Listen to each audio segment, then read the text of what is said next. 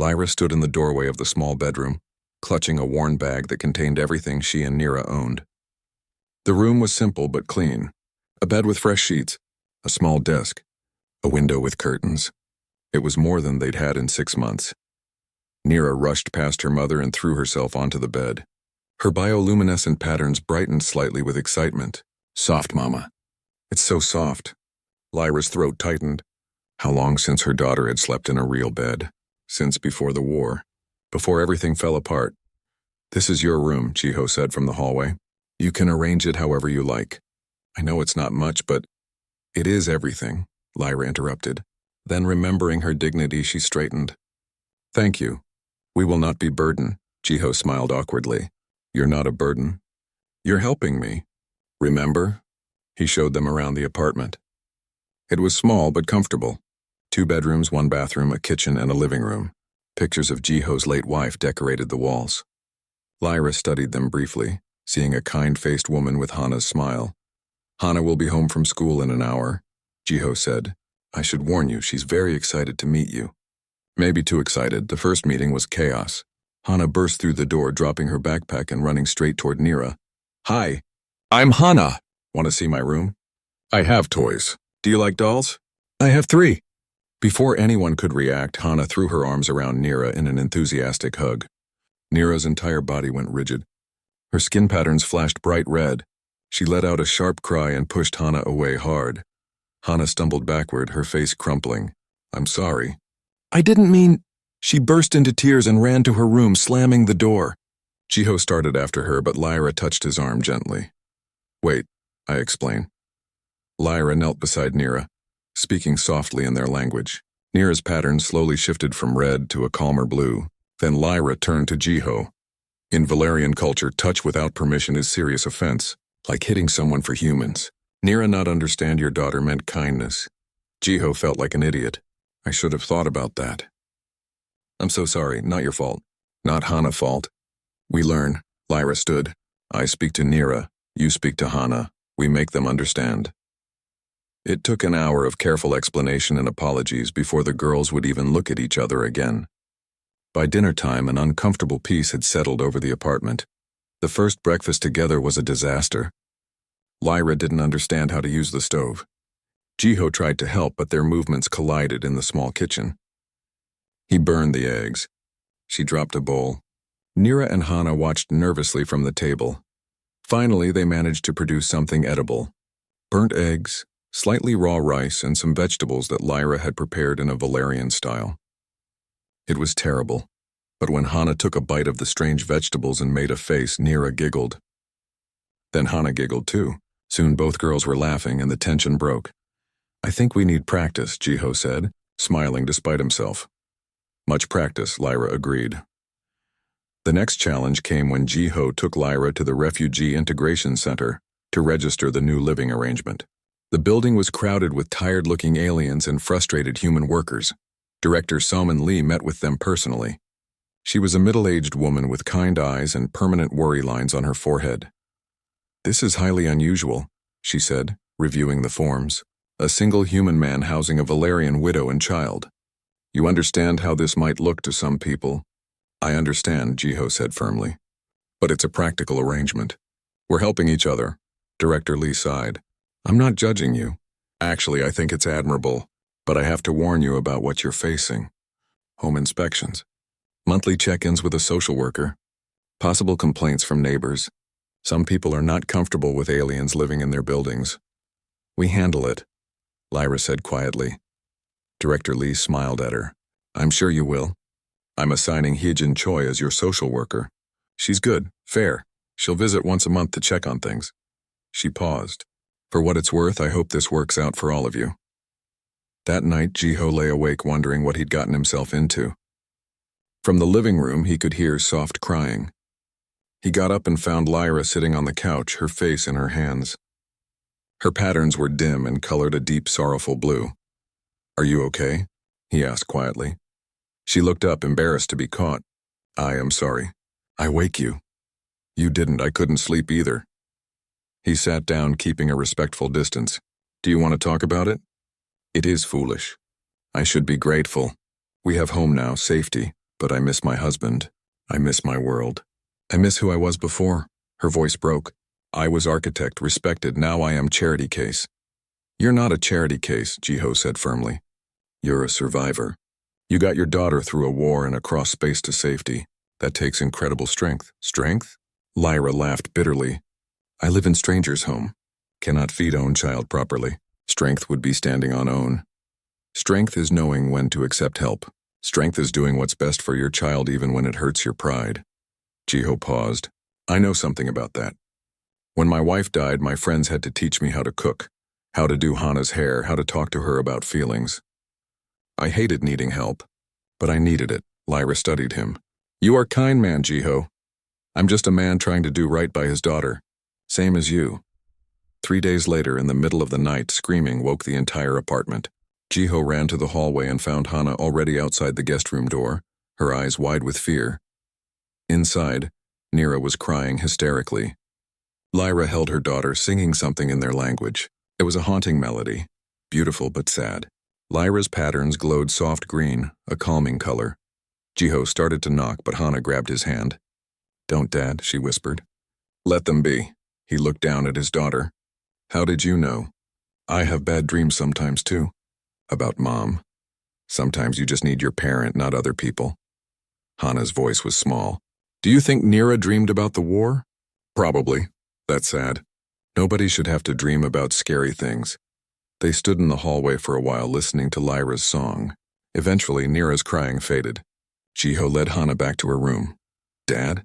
Hana said as he tucked her in. Yes? I'm glad they're here. Even if it's hard sometimes, me too, sweetheart. Me too. The breakthrough came unexpectedly. One morning, Lyra watched Jiho struggle with Hana's hair again. He was trying to braid it for a school picture day and failing miserably. May I try? Lyra asked hesitantly. Jiho stepped aside gratefully. Lyra's 4 fingers moved with surprising skill, weaving Hana's hair into an intricate pattern. It was a Valerian-style complex and beautiful. It's so pretty, Hana breathed, looking in the mirror. On Valar, young girls wear hair like this for special occasions, Lyra explained. It means they are treasured. Hana's eyes filled with tears, but happy ones. Thank you. At school, the other children stared at Hana's unusual hairstyle. Teacher Unji-yoon raised an eyebrow but said nothing. When Jiho picked Hana up, she was still beaming. Everyone asked about my hair. I told them it was Valerian style. Can Lyra do it again tomorrow? That evening, they had their first successful meal together. It was simple. Rice and vegetables cooked in a style that combined Korean and Valerian techniques. They sat around the table, and for the first time it felt almost natural. This is good, Nira said in careful Korean. She'd been practicing with Hana. We're getting better, Jiho agreed. Lyra looked around the table at these 3 people who had become her world. On Valar, we have blessing for new families. Families made by choice, not blood. May I share? Please, Jiho said. Lyra spoke in her own language, her patterns glowing warm gold. Then she translated. May those who choose each other be stronger than blood. May their bonds be forged in kindness and held by love. The apartment was quiet for a moment. Then Hana reached out carefully and placed her hand near Nira's on the table. Not touching, but close, an offer. Nira looked at her mother, who nodded. Slowly, Nira placed her glowing hand over Hana's. It was a small gesture, but in that moment,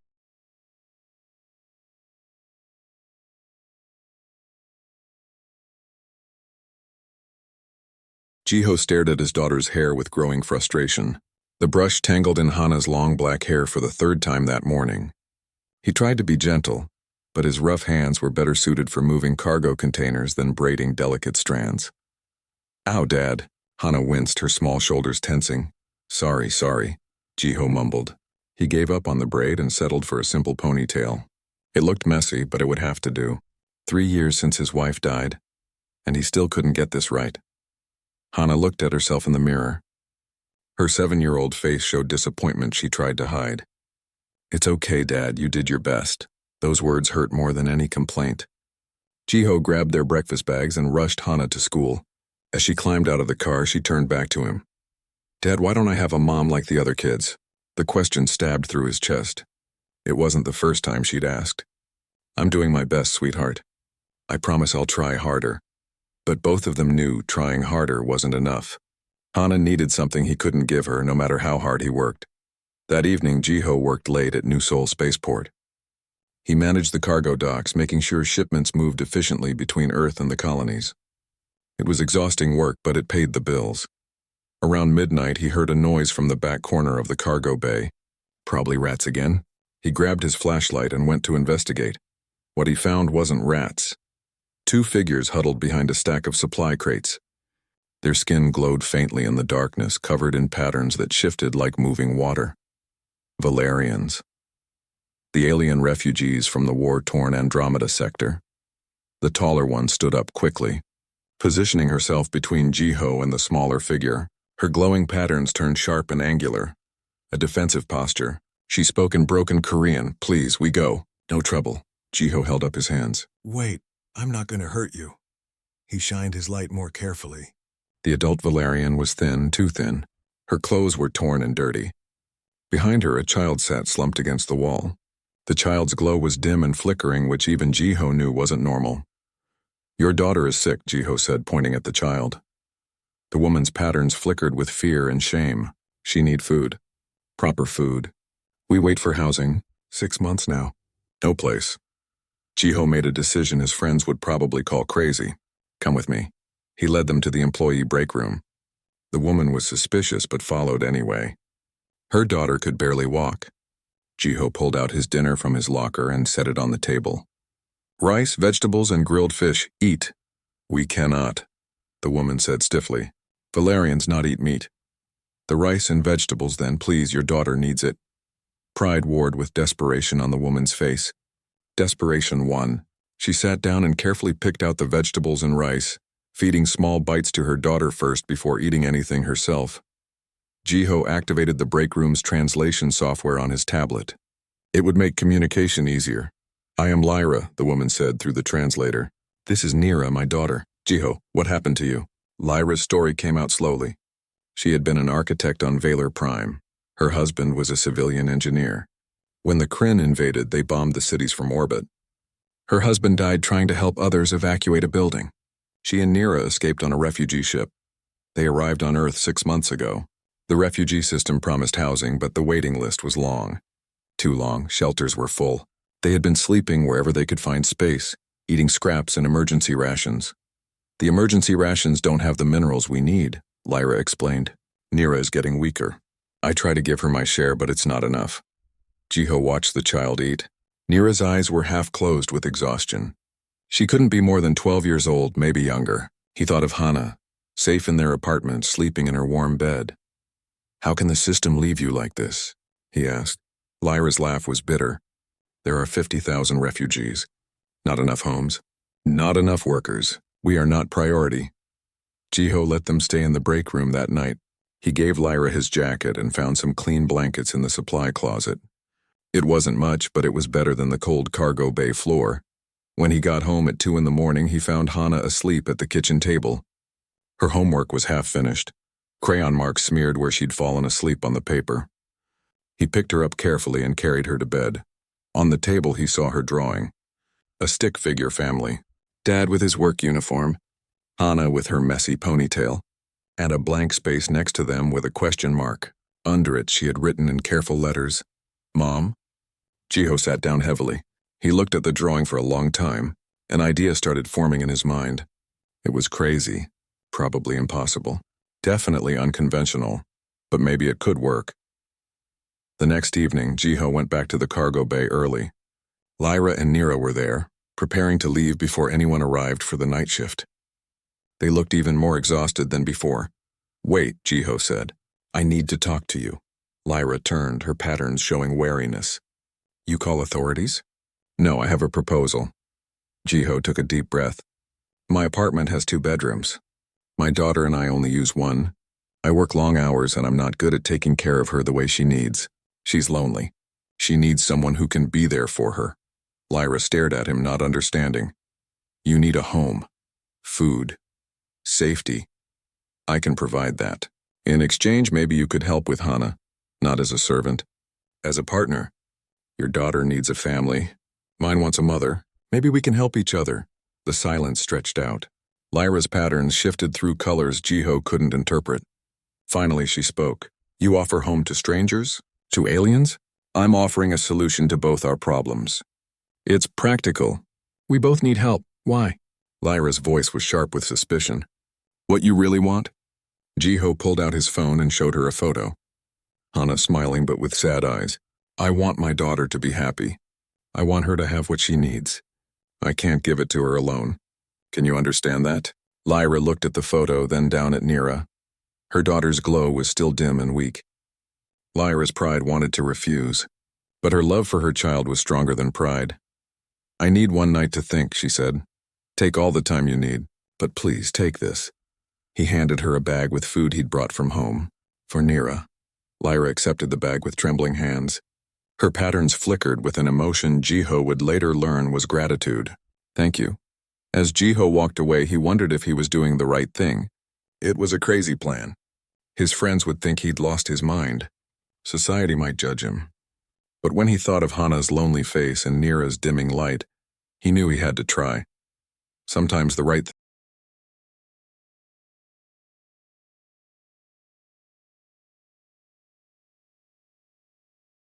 News of Nira's crisis and Jiho's sacrifice spread through the spaceport faster than anyone expected. Minho started a crowdfunding campaign before Jiho even knew about it. Help the Kim family, the campaign page read.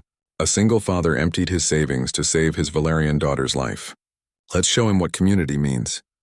Within 3 days, they'd raised half of what Jiho had spent. Workers from the spaceport contributed. Some neighbors who'd been skeptical added small amounts. Even teacher Yoon Ji-yoon donated, along with a note that said, "For the family that proves love has no boundaries." The biggest surprise came from Mr. Kwan. The old neighbor appeared at their door one evening with a container of homemade soup for the children, he said gruffly. My wife made it. He paused, looking uncomfortable. I was wrong about you. About them. Takes courage to do what you did. It wasn't an apology, not quite, but it was acknowledgement. It was respect. Jiho accepted the soup with gratitude. The community support helped. But what changed everything was a call from Director Soman Lee at the Refugee Integration Center. I have an opportunity for Lyra, she said. There's an architectural firm looking to expand into multi-species urban design. They need someone with experience in non-human architecture. I sent them her portfolio. Lyra's hands trembled when Jiho told her. Real architecture work? Not cleaning? Real architecture work. They want to interview you tomorrow. That night, Lyra practiced her interview answers in Korean. Jiho helped her refine her responses. Hana and Nira made encouraging signs with crayons and hung them on the refrigerator. The interview went better than anyone hoped.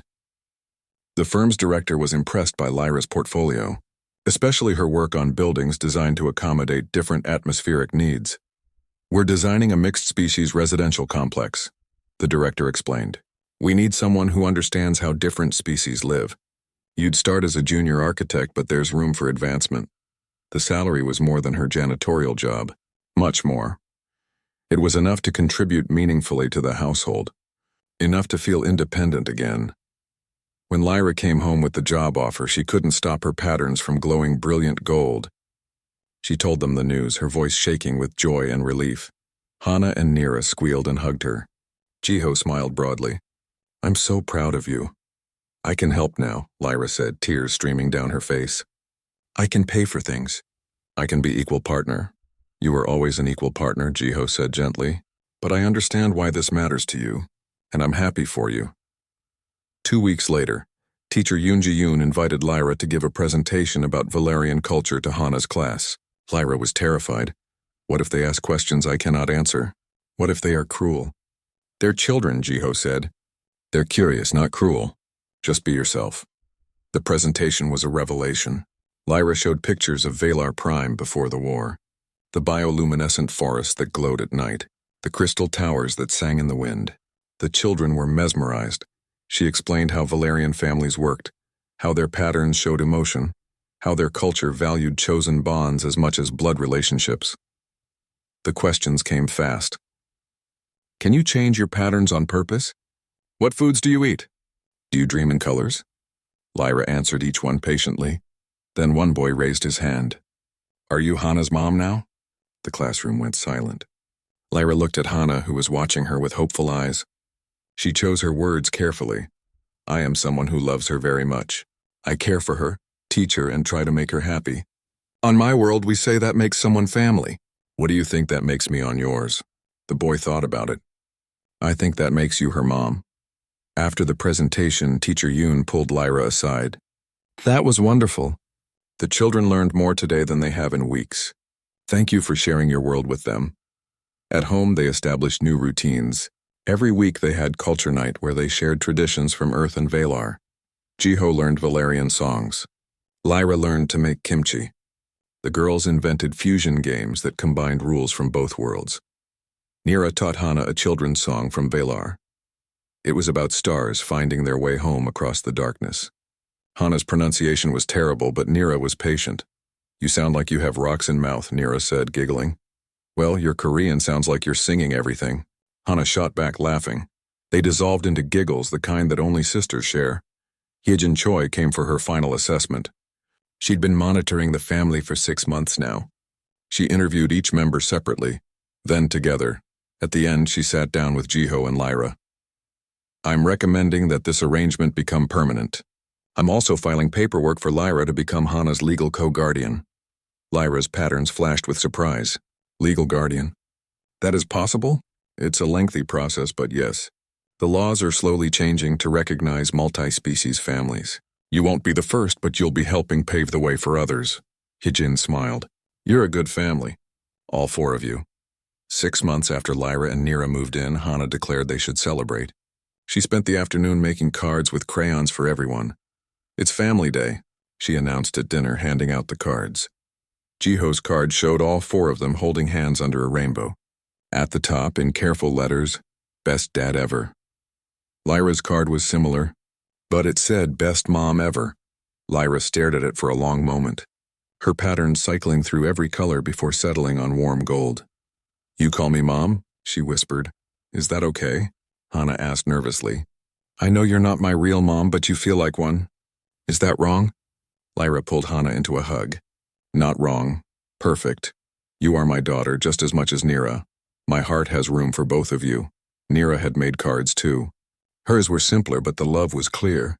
One showed 2 stick figures, one human and one glowing. Sisters forever, it said. Jiho hung all the cards on the refrigerator, right next to Hana's old drawing, the one with the blank space labeled Mom. That space wasn't empty anymore. That night, after the girls went to bed, Jiho and Lyra sat on the couch with tea. They'd fallen into this habit, these quiet evening talks. It was when they planned, shared worries, and sometimes just enjoyed the silence together. I never imagined this, Lyra said. When we first came here, I thought we'd stay few months, find our own place, move on. When I first offered, Jiho admitted, I thought it was temporary too, a practical solution until you got on your feet. But somewhere it became real. Yes. Jiho looked at her. I don't know exactly when. Maybe the first time Nira called me Papa Jiho. Maybe when you stayed up all night helping Hana with her school project. Maybe it was always real, and we just didn't have words for it yet. Lyra's patterns glowed soft and warm. On Valar we have saying, the strongest bonds are forged, not born. Our family was forged. By choice, by need, by love. I like that, Jiho said. Though I have to admit, when I first saw you in that cargo bay, this isn't what I pictured. What did you picture? Honestly, I thought you'd stay a month, maybe 2. Help with Hana, save some money, move on. I thought we'd be ships passing in the night. He smiled. I'm glad I was wrong. When you first offered home, I was suspicious, Lyra confessed. I thought, what does this human really want? No one helps strangers like that. But I learned humans do help strangers. Not all, but enough. Enough to matter. From the bedroom, they heard Hana's voice.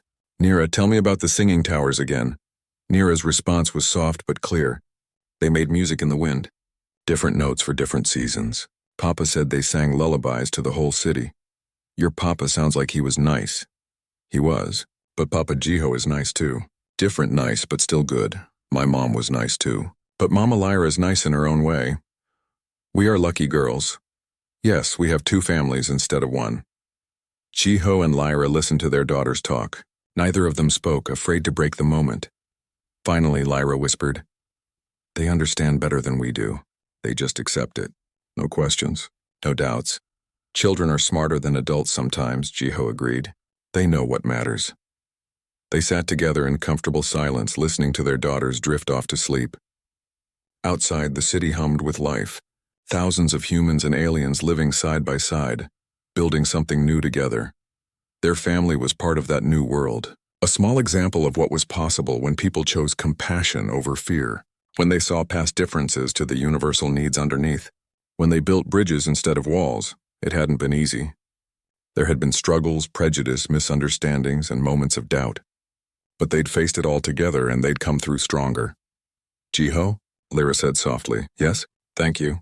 For taking chance on us. For seeing us as people, not just refugees. For making us family. Thank you for staying. For believing this could work. For being exactly what we needed. He paused. For being home.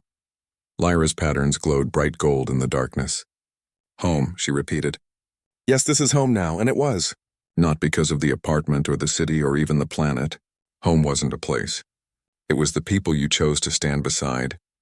The ones who chose you back. The family you built.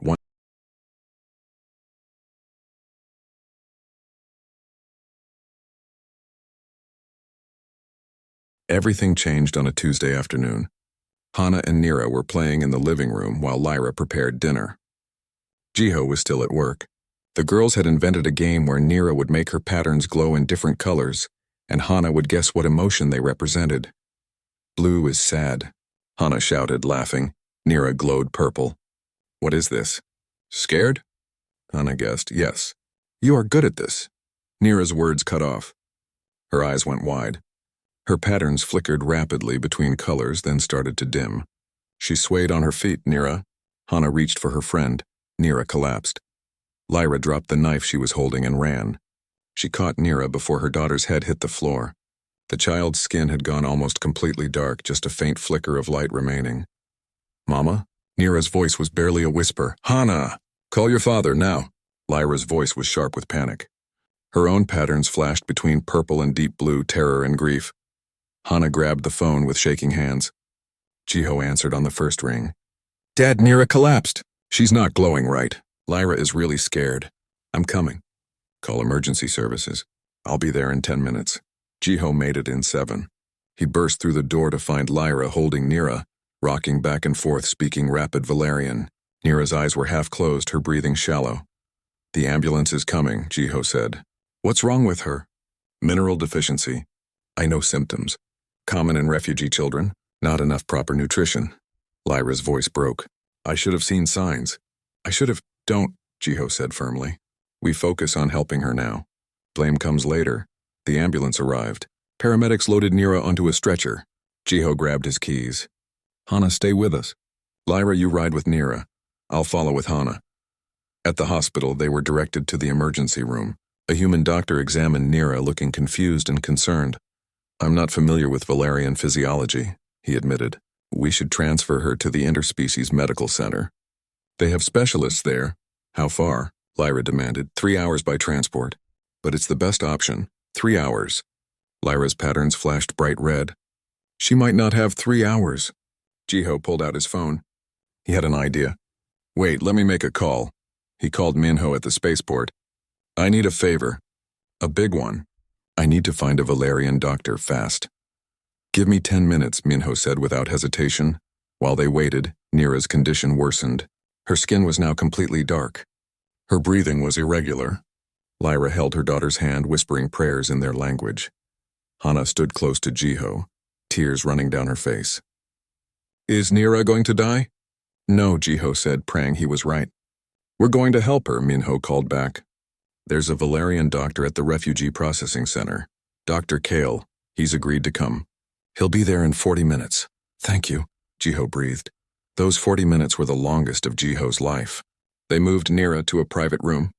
Lyra refused to leave her daughter's side. Jiho bought coffee from the cafeteria that no one drank. Hana sat quietly, holding on to his hand like a lifeline. Dr. Kale finally arrived.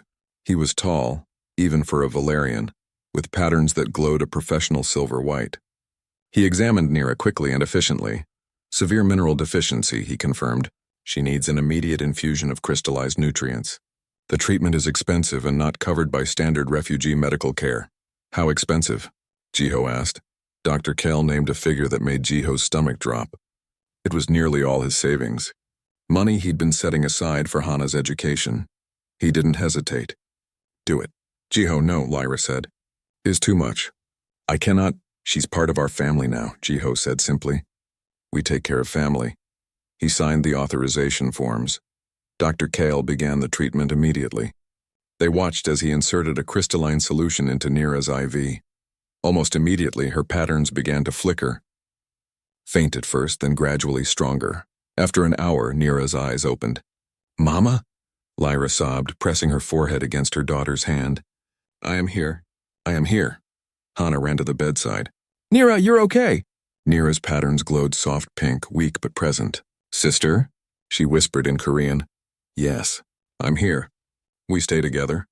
Nira asked, her voice uncertain. Forever, Hana promised. We're sisters. Sisters don't leave each other. Dr. Kale monitored Nira for several more hours. When he was satisfied she was stable, he pulled Jiho and Lyra aside. This happened because she wasn't getting proper nutrition, but I need to tell you something else. He looked directly at Lyra. You're showing early signs of the same deficiency. Lyra looked away. I give my supplements to Nira. She is more important. That's what I thought, Dr. Kale said gently. It's characteristic of Valerian parents. We prioritize our children to our own detriment. But Nira needs her mother healthy. You must take care of yourself too. He prescribed supplements for both of them and gave Jiho instructions on proper Valerian nutrition. When he left, Jiho looked at the prescription cost and winced. His savings were completely gone now, it was worth it. They were allowed to take Nira home late that evening. In the car, the child fell asleep against Hana. The two girls held hands even in sleep. Back at the apartment, they got both girls into bed. Then Jiho and Lyra collapsed on the couch, exhausted. I cannot repay you, Lyra said quietly. You spend all your savings on us. Why? Because you're family, Jiho said simply. That's what family does. Family, Lyra repeated. She turned to look at him. Her patterns shifted to a deep warm orange. When you first offer home, I think is transaction. Business arrangement. But today I understand. This is not transaction. No, Jiho agreed. It stopped being a transaction a long time ago. I just didn't know how to say it. Lyra reached out carefully and took his hand. It was the first time she'd initiated physical contact. Thank you. For seeing us. For choosing us. For saving my daughter. Thank you for being here. For helping Hana. For being what we needed. Jiho squeezed her hand gently. We're better together than we were apart. They sat in comfortable silence for a while. Then Lyra spoke again. On Valor, when someone saves your child's life, they become part of your family permanently. It is called heart bond. Cannot be broken. We have something similar on Earth, we just call it family. Jiho smiled. No fancy name. Just the knowledge that we're in this together. Heart bond, family, same thing, Lyra said. Her patterns glowed bright gold, the color of joy and deep love. We are bound now. All four of us. From the bedroom they heard Nira's voice, sleepy but content. Mama, I am here, little light. And Papa Jiho? Jiho's breath caught. Papa Jiho. When had Nira started calling him that? He is here too, Lyra said, looking at Jiho with shining eyes. Good. We all stay together. Forever. Yes, Jiho said, his voice rough with emotion. Forever. That night, after checking on both girls one more time, Jiho lay in bed thinking about the day. He'd spent all his savings. His careful plans for the future had been thrown out the window. By any logical measure, he should be worried, but he wasn't, because he'd learned something important today.